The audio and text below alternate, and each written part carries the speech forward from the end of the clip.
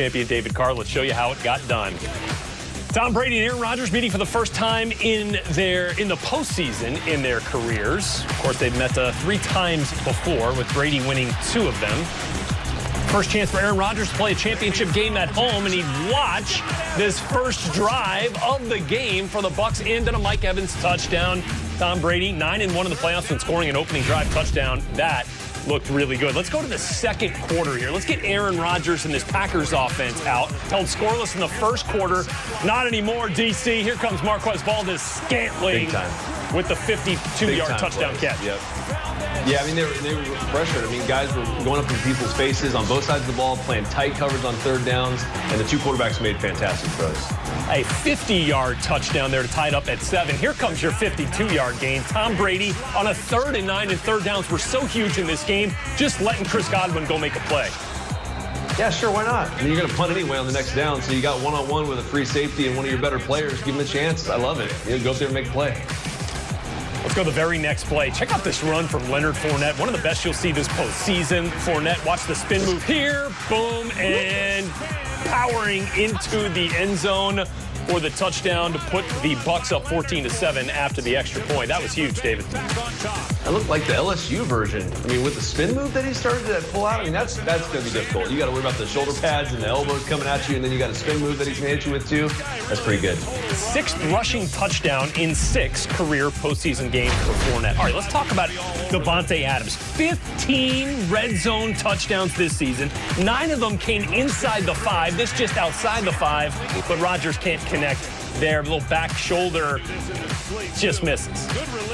Yeah, just missed a great release. I mean, he just absolutely destroyed the corner off the line, but just couldn't hit it. And here's the play where we were talking about the first half version of it, right? With 5 minutes to go on 3rd down. Ooh, they had it. Exactly. Exact same play they run at the end of the game. They had it right there and couldn't keep his feet in. Okay, so the Packers have to settle for a field goal. They get the ball back final minute, trying to put some more points on, but instead, Sean Murphy-Bunting, who's had a terrific postseason, stepping in front of this Aaron Rodgers pass intended for Allen Lazard. Nice hands by the TB. Comes up with it, gives the Bucs an opportunity for some more points. And on 3rd and 3, Brady looking deep for Cam Brate, cannot connect. Now, they would send the punt team out initially, nearly picked off by Redmond there. So here comes Brady back out. Series, right? I know, on 4th and 3, and they're going to get it to Leonard Fournette. That's a tough catch by a running back there in between a couple of defenders. So that gives them an extra set of an extra set of downs. And instead of going for the field goal, the long one here, Bruce Arians says no risk it, no biscuit, right? Yeah, sure. They must have known they were going to play single coverage. Let's go for it on 4th and 3 and see if we can't get Scotty Miller a touchdown. Are you kidding me? Greg Williams, you calling plays for the Packers? What's happening? Oh, that was huge. Oh, my goodness. Huge. Just one-on-one, and Scotty Miller cashes in. Bucs get the touchdown before the half to go up 11, 21-10. Let's go to the 3rd quarter. Same score, 3rd and 5 here for Aaron Rodgers, finding Aaron Jones. First drive of the second half, and it's a fumble. It's a fumble. Jordan Whitehead forces the fumble. He actually did the same exact thing on a very similar tackle on Aaron Jones, but the Packers recovered in the first half. They don't here. Devin White recovers it. Whitehead had forced just 1 fumble in 3 years coming into this game. He had 2 in this game. One of them recovered by his team, and it was huge. Aaron Jones hurt on the play. And then Tom Brady takes advantage, David, to Cam Brate. Yeah, of course. I mean, and you have the halftime speech, and you're LaFleur, and you're saying we got to get back in this thing. You go out, fumble, touchdown, and look at you. Now you're at 18 points, but you still got Aaron Rodgers, so you got a chance. Yeah, and that seemed to almost invigorate the Packers' offense following that touchdown. Later in the 3rd here, you saw the play of Marquez Valdes-Scantling. 4 plays later on a 1st and goal. Robert Tonyan, 8-yard score, 12th receiving touchdown this season. And Rodgers has a multiple touchdown pass game for the 9th straight playoff contest. Packers within 11 again. Oh, no. Tom Brady off the mark, intended for Mike Evans, and Adrian Amos has the pick, and here comes Aaron Rodgers once again here, David. And on that next possession after the turnover, let's get the big guy involved. A.J. Dillon, 13-yard gain with Aaron Jones out of the game. You see him there on the sideline. 5 plays later on this drive. This was a long drive.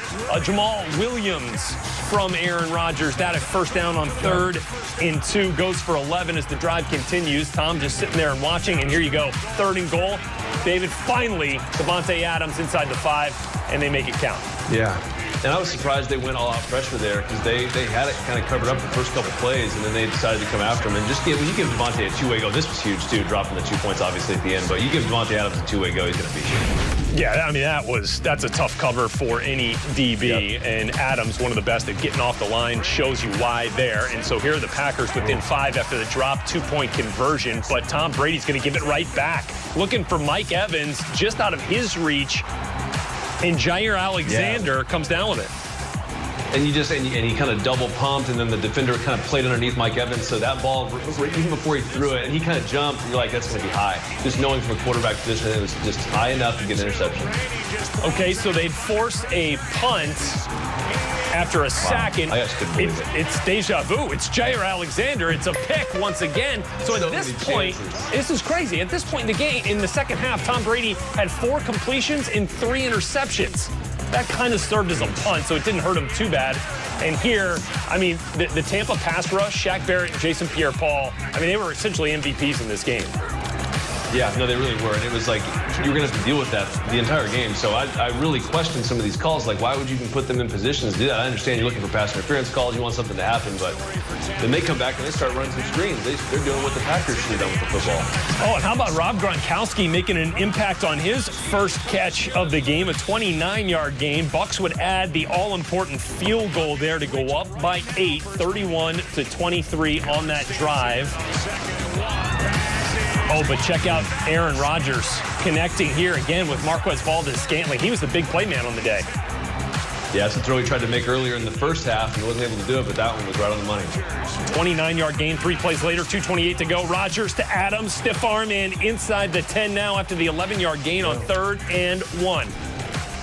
First 2 downs following that first fall, incomplete for Rodgers, and then on 3rd, again, no shot there to Davante Adams, essentially double covered. So 4th down, what do you do? Ah, man, you know, me and you both would have said, let's go. We were going to go for it, but they kicked it. Couldn't believe it. They end up kicking the field goal, and Brady and the Bucs now trying to run out the clock. And on this pass on a 3rd and 4, see that the back judge had a clear view of Kevin King tugging at the shirt. And while it may not have made a huge difference in Johnson's ability to catch the ball, PI comes out and the drive is extended. And this would essentially end it on 3rd and 5. Godwin, end around, first down, ball game.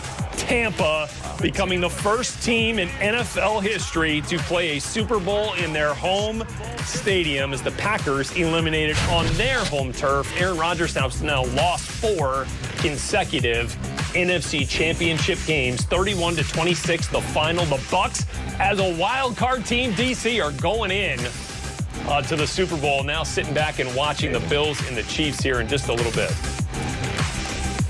All right, so let's show you here. Tom Brady now has 10 Super Bowl appearances, doubling up John Elway, who has the next most, as 5. He has 3, David, Super Bowl appearances since turning 40. I mean, that doesn't even make sense. It doesn't make sense. It just doesn't.